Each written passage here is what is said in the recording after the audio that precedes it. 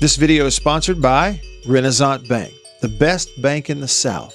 Visit them online at renaissancernation.com. Hey, what's up? Matt Wyatt here, watching a little LSU versus Texas. And there's so many plays that were made during that back and forth of the second half that ran the score up there. But watching the first half, I really felt like the way that LSU took control of the game in the first half, took advantage of some things, got off the field defensively, is a very much an underrated, underappreciated part of this win for LSU. So that's what I'm going to look at with you here. Some stuff in the first half and LSU's ability that once they got the lead, anytime Texas did something, they came right back and answered each time with a drive of their own. Texas on the goal line, go unbalanced into the boundary, get a back uncovered out of the backfield, and he drops it. Not the best throw, but still he's expected to make that catch. Look at how they get this done on the formation. It's interesting what they have in the game plan. It's two tight ends, right? Looks like two tight ends.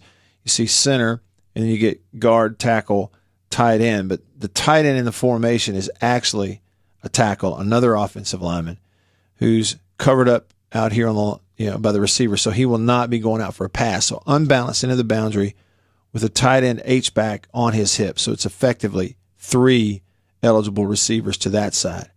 But with no one covering the tight end on the backside, even though he's lined up as a tackle, he's now eligible, and he's going to go out for a route into the end zone. So when he releases, he occupies the cornerback on that side of the defensive formation.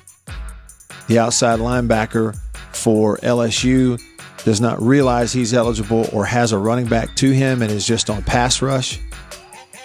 So they get what they want, and that's an uncovered running back open for a touchdown. Great design, just not executed. So LSU coming off their own goal line, go empty to the two receiver side. He has an in break. When he tries to throw it in there, the ball gets tipped and intercepted. So another opportunity for Texas. What's interesting on this play, coming off your own 4-yard line, LSU is an empty 5 wide receivers. For Texas, they effectively go dime. Regardless of personnel, that's a dime look. They show pre-snap 2 high safeties and cushion at corner with everybody else in underneath coverage. But on the snap, the high safety on the right hash to the wide side of the field, to the right side of the field, falls into the middle, almost like a Rover or a Tampa 2 type of coverage. The other safety drops, and the corners drop as if it's a cover 3 with one high safety. What Texas has done on 3rd and 9 is they've squatted that one high safety into the middle of the field to take away the dig for a first down. Quarterback thinks he may squeeze it in there, and he might, but the ball gets tipped. But there's a big miss on this read as well, and that is with the safety opposite staying on the left hash, it left a go route one-on-one for a receiver up the hash, wide open for a touchdown. Instead, the ball is thrown in here and tipped, and an interception. So on the goal line, they go lead block with the back and run the quarterback. LSU in man-to-man, and they run it down. So another stop on the goal line for the LSU defense. Here's how they got it done. For Texas, they went trips to the wide side of the field, including a tight end, and LSU chooses man-to-man coverage all the way across with nobody in coverage behind. It's straight man-to-man. Look how it's blocked for Texas. They're going to bypass the play side defensive tackle in favor of a double team on the first edge defender by the tackle and the guard. 2 things happening for LSU. They force the issue deep. You can see the first edge defender is a good 2 yards now beyond where the ball was snapped. The other is the backside linebacker is missed. And that's who's going to run it down play side. So keep your eyes on, I believe it's number 6, running it down from the backside. He gets there first. So in the early part of the game, the little goal line sequences, a mistake from Texas, LSU's defensive front, linebackers kind of winning the urgency of the game. That, to me, set the tone. And once they got the lead, Then Joe Burrow went to work. LSU has the lead in the second quarter and trying to get in the red zone and add to it. 4 wides against Tampa 2 coverage. He hits that middle cross for a first down. I mentioned Tampa 2. You look at the look for Texas. It's a 3-man rush and 4 underneath in coverage in the middle of the field.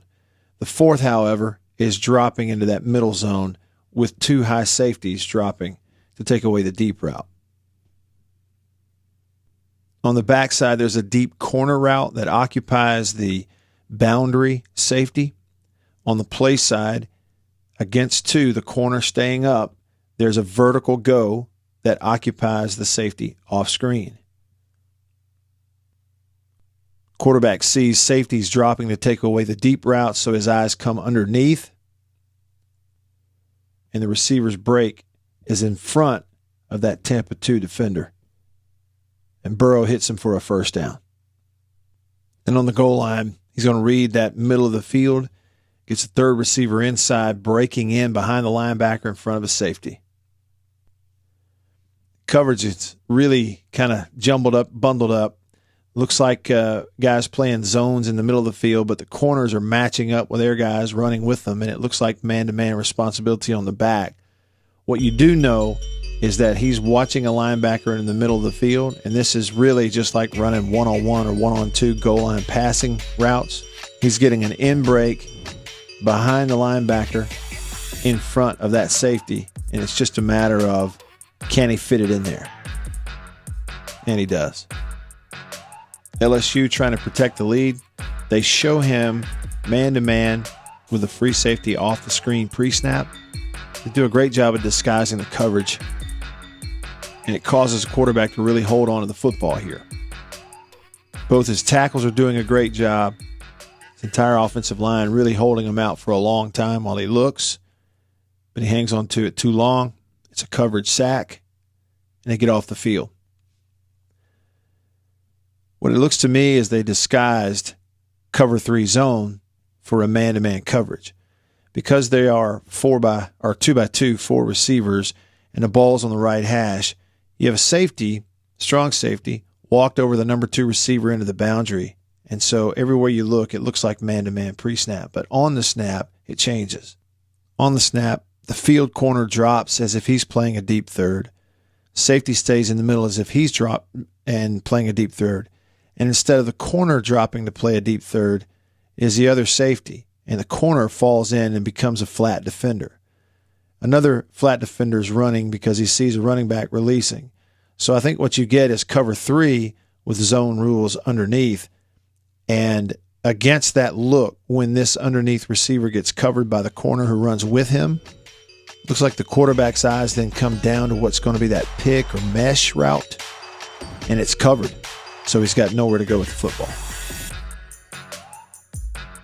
So with less than a minute till half, Burrow makes a great throw on a vertical to give his team a 2-score lead in the halftime locker room.